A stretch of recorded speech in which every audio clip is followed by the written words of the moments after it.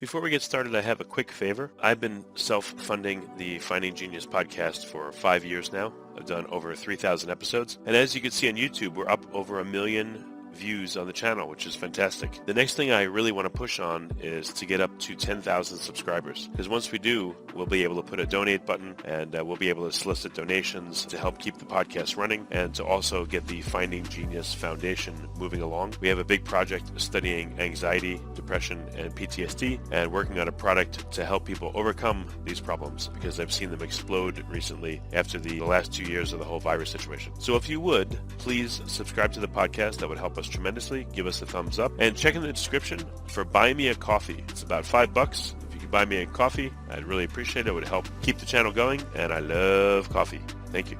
Forget frequently asked questions. Common sense, common knowledge, or Google. How about advice from a real genius? 95% of people in any profession are good enough to be qualified and licensed. 5% Go above and beyond. they become very good at what they do, but only 0.1%. are real geniuses. Richard Jacobs has made it his life's mission to find them for you. He hunts down and interviews geniuses in every field: sleep science, cancer, stem cells, ketogenic diets, and more. Here come the geniuses. This is the Finding Genius Podcast. With Richard Jacobs. Hello, this is Richard Jacobs with the Finding Genius Podcast, now part of the Finding Genius Foundation. My guest is Tobias Schulze. He's a director of Talking Cure. He's a clinical psychologist. We're going to talk about some of the disorders he sees, such as narcissism or a personality disorder, and his work as a clinical psychologist. So welcome, Tobias. Welcome. Thank you, Richard. Yeah, tell me a bit about your background and how you got into this area of psychology. Yeah, that's a good question. I studied psychology, and funnily enough, when I initiated that journey, I didn't want it to become a clinical psychologist. That was the furthest from my mind. I had all the usual preconceptions. You don't want to work with mental ill people. That's very draining, difficult work. And it was only after I finished my master's that a good friend of mine, he was doing the clinical training and I was doing a PhD. And the more I listened to him talking about his clinical work, I discovered that's really what I want to do. And so I switched my postgrad and started a postgrad training in clinical psychology and psychotherapy. And that's how I got into the work that I'm doing now. And had to unlearn much misconceptions. Oh, what did you have to unlearn? Like in the clinic, were things very different from what you learned in school, or what was the change? The misconceptions were right, that the work is draining, that these people are all crazy and somehow just a very negative energy. And the truth is far from it. There's a lot of, I take a lot of joy from my work and the passion that people also bring in their suffering. There's a lot of passion expressed in their suffering that sometimes gets stuck, that sometimes doesn't know where to go. And so much of the work is really working on some of these very vital themes for clients. And that, and if it goes well, is so rewarding for all involved, for the client and for the therapist, to see that somebody can really tap into their potential, tap into their vital longings and dreams. What's an example, without naming names, of course, but, of a client's story that really impacted you and you were able to help them and they were much happier after that? Well, I remember, so here in New Zealand, I worked at the DHB, and I remember one woman that came to me in her mid-early 40s, and she's struggling with depression and had struggled for much of her life, had a very difficult upbringing, quite a lot of strife in her parental home, and she came with this very depressed experience. And as we kind of started understanding that more and more, it became clear that much of that depression stemmed from a sense of that her sense of self-expression, her sense of her own desire, her own initiative, those were all stunted by her mother. She was a very critical woman. And so she really felt much of her life that she wasn't allowed to express herself in that way. And for example, she had a therapy prior to seeing me where, and she was very submissive, in that therapy, trying to do exactly what the therapist wanted. And it never got really caught that is part of her traumatic response in a way. And so the therapist felt she was doing really great. And she was just kind of telling him the things he wanted to hear, or she, I don't know. And after 5, 6 sessions, the therapist really kind of said, well, look, you're doing really well, and we are done. And she told me she went into her car in the parking lot and cried, just being sad about not being able to come out of this. And so we were able. The therapist was like, I feel better. Bye. Yeah, exactly. Yeah, he's like, oh, you're doing great. And he didn't see the underlying patterns. And so that pattern of submissiveness, of not expressing herself, allowing that, and that came out in therapy. It came out, for example, she then wanted to take medication for her depression. And she was quite anxious that I was against medication. And so when I said, well, the truth is, I don't think they can help, but they're not the guarantee. But I think it's more important that you do what you think is important. And so she said, okay, I'll do. So she took that as a permission to just explore that. So she took some medication. Then later on, she realized she felt they weren't as useful as she had hoped she'd be, and then she put them off. But again, she could do that, and then she felt, might be critical of her, like, you have to stick with it once you start something. And you can see how that parental interaction comes in, and a very negative experience of a mother, right? I can't explore and try out things. And so that's what we really did in therapy. We allowed her to try out things, and she ultimately, about after a year or so, she came really to this point that she said, I'm able to express myself in my close relationships. I'm able to really voice what I'm feeling and engage in the world. And she said, it's completely it's an unbeknownst feeling to me, an unexplored terrain psychologically. And she's so content. She said, I've for the first time, I feel like an adult in my own life. And That's great. That's great. At 45, yes, it was amazing, So these are the type of situations where somebody comes into a vitality, and that's just fun to behold and to be a part of. What kind of methods do you use, like CBT? Do you use, dialectical behavioral therapy or ACT, acceptance commitment therapy, or you don't really give names to it? You just talk to people?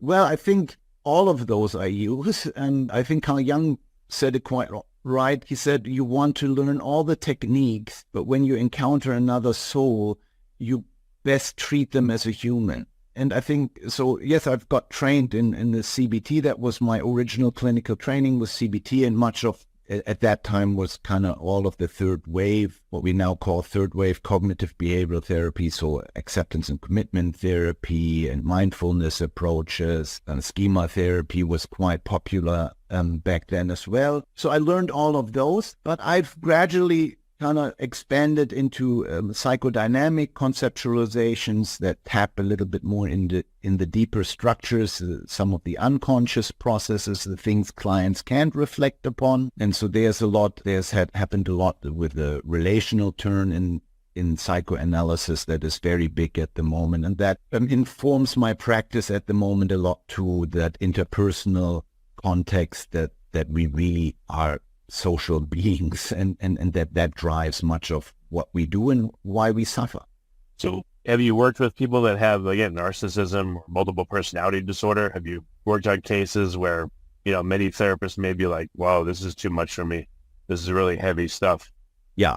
So I work a lot within the intersection of trauma and personality, and that is definitely an area that I find quite fascinating. And it's often an area where some clinicians kind of shy away from, because it's quite intense work. It's quite, very strong emotions emerge, strong feelings can come up in these type of situations. And I enjoy that. I enjoy working with these type of situations and feelings when it becomes very strong and intense and you realize something is going on there. And so, yes, I enjoy working with personality disorder from that sense. And another reason I enjoy working with clients from personality disorder is that their struggle is often a very fundamental struggle about how to be in this world. How can I be a human being in a fundamental way? And so it goes very much to the core of our beliefs about ourselves, about the world. And the changes that can be achieved on that level are very fundamental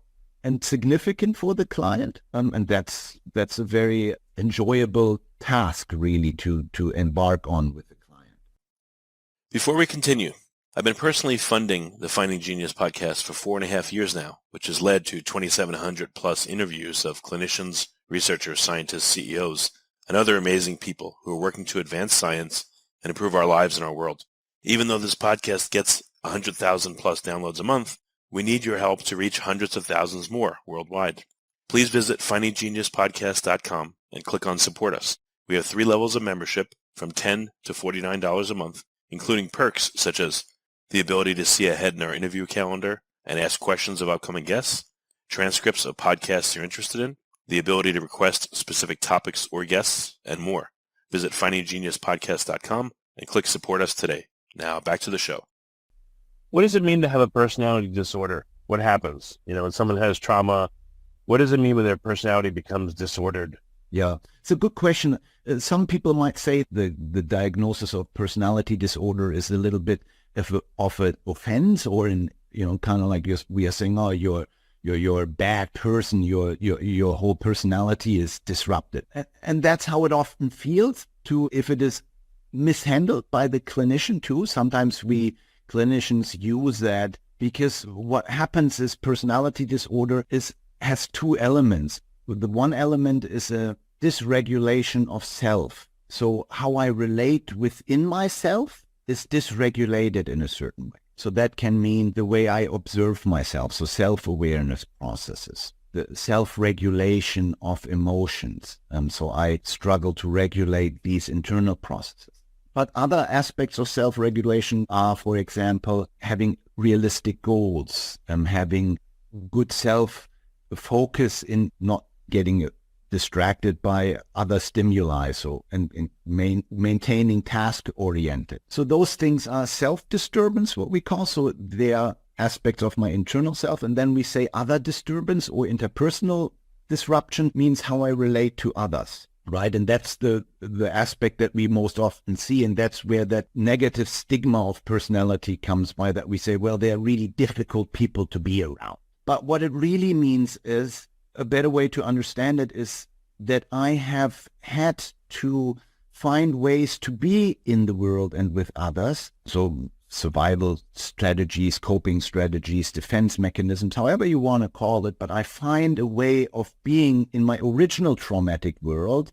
And now I hold on to that in a rigid way, because I still think that's the best way to relate to the world. And that brings me into conflict with people that are non-traumatic in a way, that aren't my original environment, that are interested to hear what I'm feeling. And so then I get into trouble with them, because I don't know how to handle that. I get mistrustful. I act in what looks like manipulative ways. So, you don't intend this, but how, for a normal person, or I guess, I don't know, whatever word I'll use, for a person that doesn't have a personality disorder, how would they react to certain things you do? And those same things, maybe they would normally be innocuous, but someone with a personality disorder may act in an outsized way. So what are some of those things? Exactly. So, and what that really means is, if I translate that a little bit differently, we'd be saying your reaction is a response to a traumatic interpersonal event. And that makes you react in disproportionate ways. And it looks so unbelievable to the outsider. I'll give you an example from a client I had, for example. She was a nurse, and she had a partner who was also a nurse. They were both on shift work, and she recalled, one day she came home from work and she had a late shift. He had a morning shift. Her partner is on the couch, just kind of relaxing, sleeping. And she really gets angry at him. It's like, really kind of like, what are you doing? And then asks this, kind of intense reaction, and just kind of like, look at the house. You should have cleaned up. Why didn't you do that? Why did you do that? And really has this intense reaction. And it kind of it's quite obvious from the situation that, she knows in some part when she reflects in therapy, she's like, I know, he was working too. He had an early shift. Why do I get so angry, right? And so then we explore that. And long story short, she uncovers a memory of her when she was 4 or 5 years old. She walks out at night and sees her drunken father on the couch, all in his vomit, and she has to clean that up. And that was a repeated scene that she had as a child, that her drunken father on the couch. And so now she sees her sleeping partner on the couch, and it triggers that memory, right? But it's unconscious in a certain way. We are not always reflected in that way. And so that original pain we're trying to shield from, and so we only see the here and now pain. And that's where things get often out of hand, because the partner also says, well, why aren't you, you're crazy, you're a psycho bitch, right? Those things, why can't you let me be? Rather than going, man, that's a really funny reaction. What's behind it, so to speak, right? And that's what therapy really is trying to do. So we are trying to say, there is something behind that. If you know, if you're in a relationship and stuff and, you know, your partner acts like that to you, your defense mechanism, of course, is going to kick in. You're not going to be like a psychologist, say, fascinating. You know, where does that reaction come from? What do you think is the underlying, you know, part of your mind? So, you know, and then as soon as you react to that, like if someone was yelling at me, I'm laying on the couch, I'd say, I just got off work, leave me alone. What the, you know, and then, so now it becomes a defensive thing. Yeah. So yeah. I would think, you know, in therapy, sure, you can explore that, but how do you explore it in the dynamics of a relationship? What do you do? Do you give your partner a code word? And when you say the code word, they know, like, hey, maybe I'm acting in the, you know, an outsized way. Like, what do you do? Yeah, that's a good question. Of course, you're absolutely right. It's much more complicated in the relationship, right? How do I live with somebody who brings these type of trauma? So the one thing I often say is, don't throw out the baby with the bathwater. If 9 out of 10 times your partner was okay about you relaxing, and, you know, like, so if you relax and, doing other things, so then you realize, hold on, this is out of proportion. This is untypical, even for them. So there must be something more at hand here. But you don't have to, the difficult balance is you don't want to avoid the subject.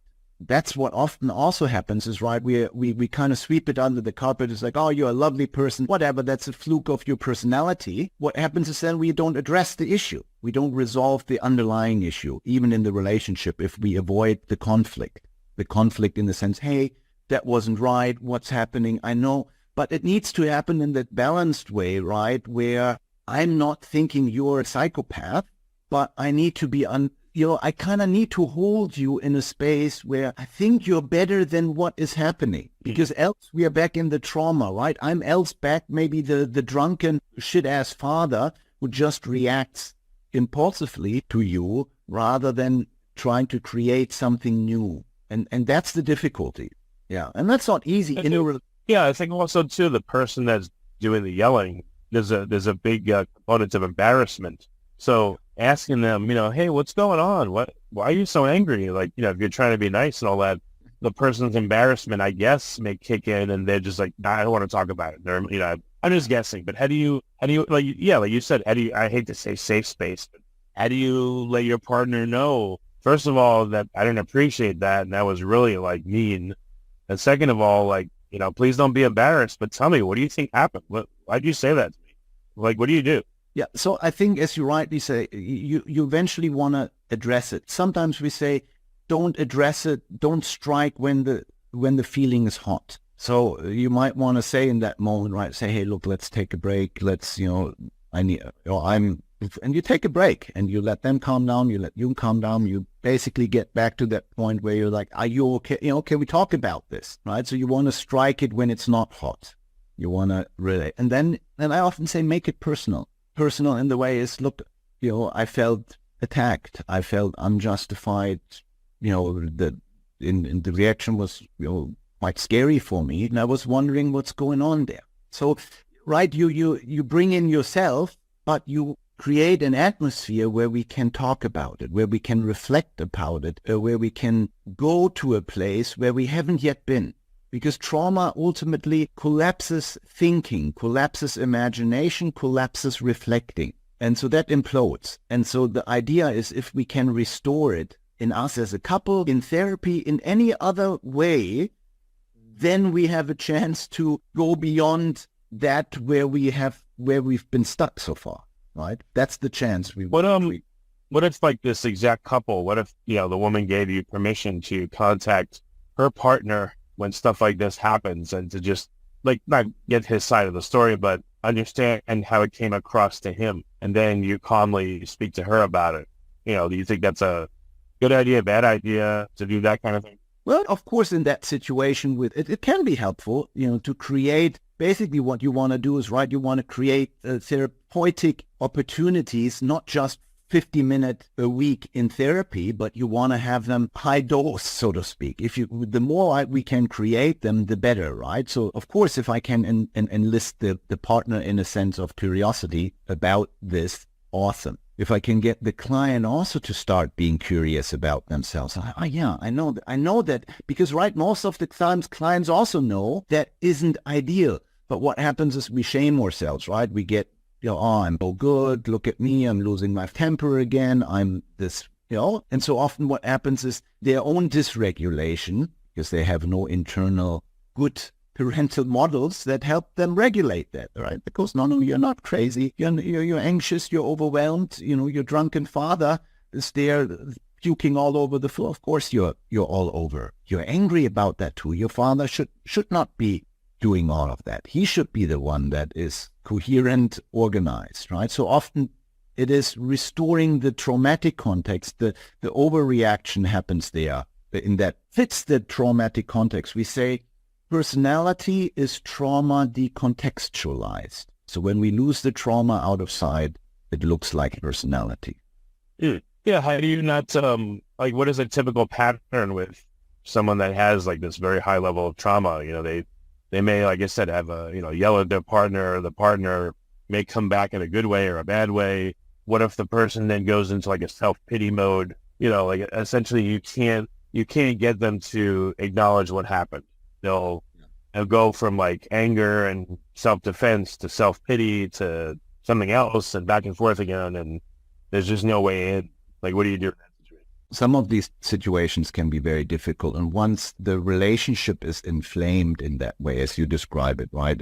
And that can easily happen, that this relationship is inflamed and becomes highly charged in that way. And then sometimes it really is important to take a break. Maybe sometimes as a couple, sometimes to get couple therapy involved. Again, how can we restore thinking, any sense of positivity that doesn't throw out the baby with the bathwater? And sometimes it's when a client has a lot of these type of traumatic experiences, I sometimes say it's a little bit like a sunburn. You've been exposed to too much sun in your childhood, and now you carry the sunburn around. And so if somebody touches you, it hurts as hell. So, right, you go, fuck, why are you hitting me? And you're like, I wasn't hitting you. I was just tapping you on the shoulder. Now, why are you fucking so defensive?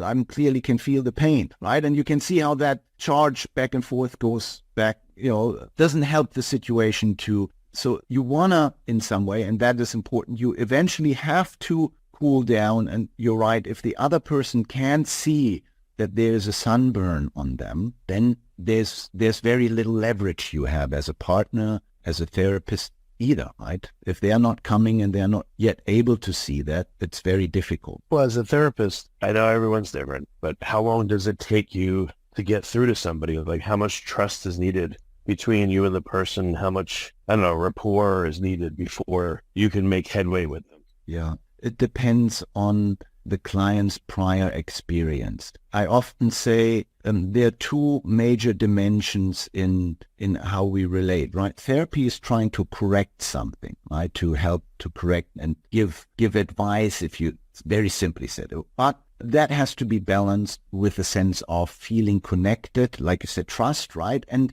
if I had very little trust and good experiences where people were loving, supportive, just genuinely happy with me, if that tank is quite empty, then trying to give direction isn't going to work, because what they first need is they need to feel connection, they need to feel loved, they need that first. And so sometimes in therapy, it means a lot of that. I had once a client for 3 months, we wouldn't say a word in therapy. You'd come every week and he would not say a word. But a lot was happening. Did he want to come to therapy? Yeah, he wanted very much. I often say, think about it. If somebody comes once a week, we are too busy to waste our time, right? Everybody's too busy. So he came once a week, punctual, and much was happening. There were lots of I often felt that, one time there was what we call transference, where we encounter transference. So I often had much of experience, like I wanted to have him lay down on the couch, put a blanket over him. These were fantasies I was having. And one time, he was covering with both of his hands his face, and I was quite concerned. And I was thinking, is he okay? I could sense something wasn't right. Is he still breathing? And then it reminded of me like a mother with an infant, right? That always worries, are you still breathing? Are you okay? We check in with the infant. We go through that stage 3 months. I wouldn't say a word. And before that, we had about therapy 3-4, we had 10 months prior therapy where we did talk, but didn't do any headway. Then we had that period of 3 months not talking, basically, but lots emotional stuff happening, right? So we store up the sense of connection, right? Much of what I felt was like a mother that was fussing over an infant.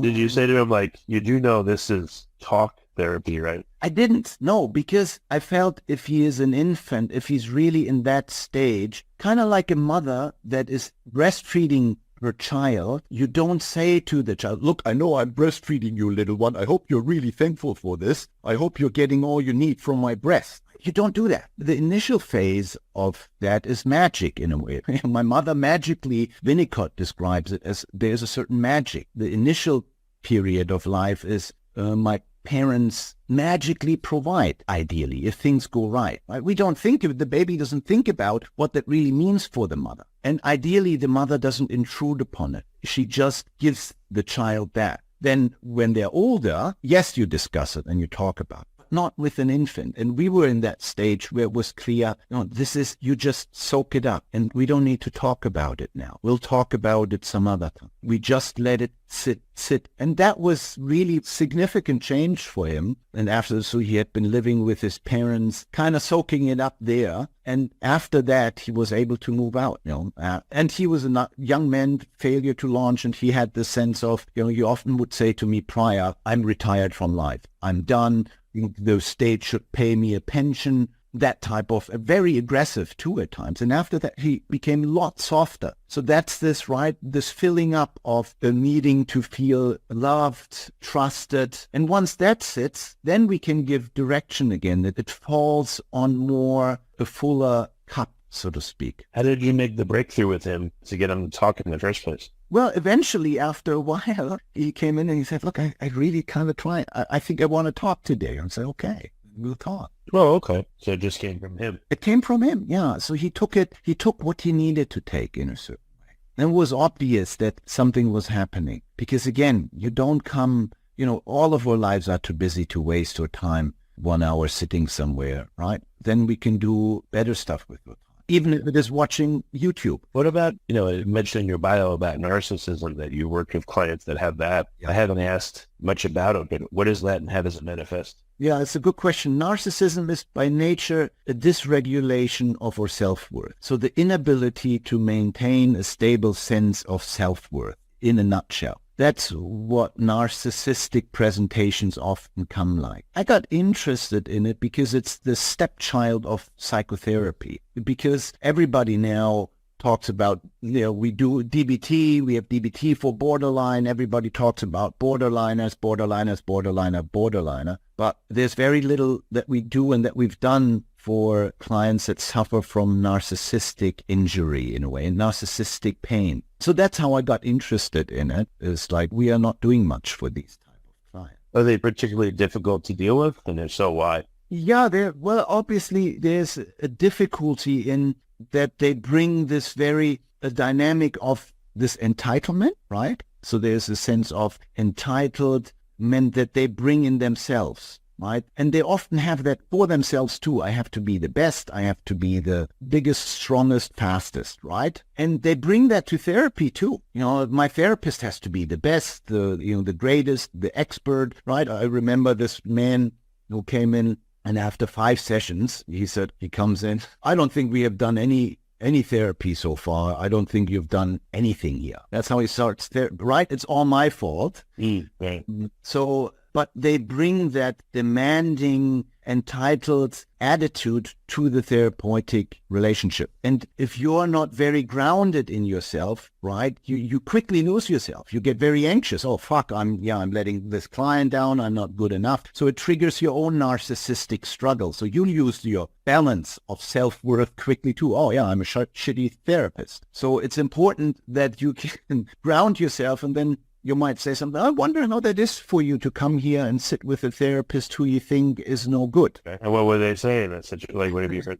And then he's like, oh, well, and then they suddenly, first of all... It would be funny if you said, why do you think you chose such a bad therapist then? Yeah. How does that reflect on you? Yeah, so that would be if I give it completely back to them, right? But so now they have to reflect. And now Kernberg and transference-focused therapists, they call this a therapist-centered interpretation, where how is that for you to be with such a therapist or to be in such a therapy? And then they have to reflect, right? Now I have to reflect. I'm not becoming defensive as a therapist. I reflect with them. Basically, I sit next to them and I ask them, so how is that? And rather than defending myself. And then again, we can reflect about what's happening. And then I might be later on saying, I'm wondering whether that same voice that you bring here also ails you at times. And then, yeah, all the time. I'm all the time under stress. I'm all the time aware about how I'm not doing enough and how I'm not good enough. And what they're doing is they are hoping that they can solve it outside when, of course, the conflict is inside. And once you can bring it back inside, then we have a chance to really deal with it. Okay. What would you say is like the most difficult personality type to work with, and why? That's a good question. I would be saying those clients that have shut themselves off to their suffering the most. Those are the ones that are the hardest to deal with. Narcissism falls under that at times because we are not allowed to suffer. We are not allowed. That feels all too vulnerable, too weak. There are other forms, sometimes avoidant or schizoid clients that don't want anything, that have cut off themselves from suffering. Once we cut off ourselves from suffering, there's very little leverage. No pain, no gain, we say, right? And the same is true in therapy. If you're not able to feel suffering and pain, then there's very little impetus to change, psychologically speaking and motivational. Why change that?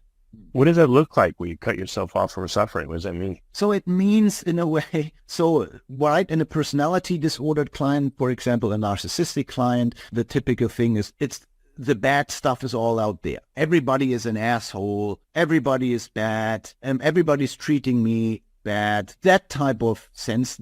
I'm not bad, but bad is out there. So that's a way to defend against suffering. With the most difficult type people, we can talk about narcissism and all that. When we shut off from suffering, right? And that's ultimately, Neville Semmington says, that has described that choice to turn towards pain or turn away from pain. That is in its fundamental narcissistic struggle. Ack calls it emotional avoidance, but it's this, I'm turning away from pain. I don't feel like the sense of entitlement. I shouldn't be having it. I get angry. I get, the sense of one-upmanship. This shouldn't have happened to me. How dare. And while there is a valid point at times to the original traumatic context, eventually we abandon a part of this painful experience. And we know that suffering, the ability to mourn, is a narcissistic, narcissists don't mourn. They're trying to compensate for the loss, but they're not trying to come to terms with it. And the same happens if we cut off to pain, right? We cut off to this vulnerability of life. We cut off to the difficulties of life. And we know the people, right? The people who have been able to go through that, those are the people we want to hang out with because they are compassionate. They understand the complexities of life. They are the people that we want to be friends with because they get it, because they're still trying to somehow get it all in. And that's where things really go astray and where it becomes very difficult. And sometimes they have to really, right, something dramatic has to happen, a significant midlife crisis, some other crisis, right? The partner finally has to leave them, something drastic that really confronts them suddenly with the cost of what they've been avoiding much of their life. And then they come to therapy. Most of the time, that's when they come. Okay. Well, very good, Tobias. Where can people, for you personally, if they want to see you or get to your clinic, What areas do you serve? I'm now in New Zealand, in Napier. We do online therapy as well. So we are here in Napier. But there are many, many good clinicians out there. I often say, find a good therapist to reflect with you on your life, that helps you to turn towards, the things you don't want to feel, the suffering, the pain, and take your time. It takes time. Understood. Well, very good for people listening that, what kind of therapist should they look for? Could they look for? How do they know how to navigate, who to find, CBT or ACT, or, what do you recommend for someone that doesn't know how to take that first step, but they want help? Yeah, I would be saying, they often say, right, it's the model is not so foregrounded anymore. And the research doesn't uphold that anyway, what type of model you are. But I think you need to find a person with whom you can relate and who can relate to you. And trust your guts. First 3, 4, 5 sessions, right? Get that where you feel, am I feeling hurt? Does this person relate to me on a whole person level in a way, rather than a very technical, kind of hiding behind their notepad, scribbling things down all the time and or whatever things we do as therapists too that avoid us from engaging fully with you, to meet you, fully. And that's where really transformative work can happen. And when somebody really is with us in the room, and that's what we find again and again, the research on what's the main ingredient of successful therapy is the relationship relate. Okay. Well, very good. Well, Tobias, it was good to meet you and talk with you and learn from you. And thank you very much for coming on the podcast. I appreciate it. Thank you for having me. If you like this podcast, please click the link in the description to subscribe and review us on iTunes. You've been listening to the Finding Genius podcast with Richard Jacobs. If you like what you hear, be sure to review and subscribe to the Finding Genius podcast on iTunes or wherever you listen to podcasts. And want to be smarter than everybody else? Become a premium member at findinggeniuspodcast.com. This podcast is for information only. No advice of any kind is being given. Any action you take or don't take as a result of listening is your sole responsibility. Consult professionals when advice is needed.